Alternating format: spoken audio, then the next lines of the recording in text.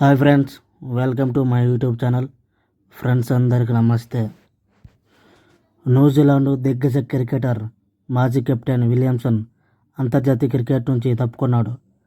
తన నిర్ణయం వెంటనే అమల్లోకి వస్తుందని అతను ప్రకటించాడు. ప్రస్తుతం ఇంగ్లాండ్ గడ్డపై న్యూజిలాండ్ 3 టెస్టుల సిరీస్లో తలపడుతుంది. తొలి టెస్టులో కిమ్స్ ఓటగా మరో 2 మ్యాచ్లు మిగిలి ఉండగానే విలియమ్సన్ ఆటకు గుడ్ బై చెప్పాడు. గత నవంబర్లో టీ20 నుంచి తప్పుకుంటున్నట్టు చెప్పిన సమయంలో వన్డేలు, టెస్టులో మాత్రం కొనసాగుతానని వెల్లడించాడు. కానీ ఇప్పుడు పూర్తి స్థాయిలో రిటైర్మెంట్ ప్రకటన వచ్చింది. 36 ఏళ్ల విలియమ్సన్ న్యూజిలాండ్ తరపున 110 టెస్టుల్లో 54.06 సగటుతో 9,515 పరుగులు చేశాడు. ఇందులో 33 సెంచరీలు, 38 అర్ధ సెంచరీలు ఉన్నాయి. 175 వన్డేలో 48.69 సగటుతో 7,250 పరుగులు సాధించిన అతను 15 హాఫ్ సెంచరీలు, 47 సెంచరీలు నమోదు చేశాడు.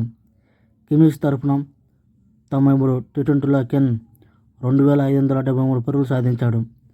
టెస్టులో కిమ్స్ తరపున అత్యధిక పరుగులు, అత్యధిక సెంచరీలు రికార్డు అతనిదే. కెప్టెన్గా విలియమ్స్కు ఘనమైన రికార్డు ఉంది. అతని స్థానంలో న్యూజిలాండ్ తొలి వరల్డ్ టెస్ట్ ఛాంపియన్షిప్ 2021 విజేతగా నిలిచింది.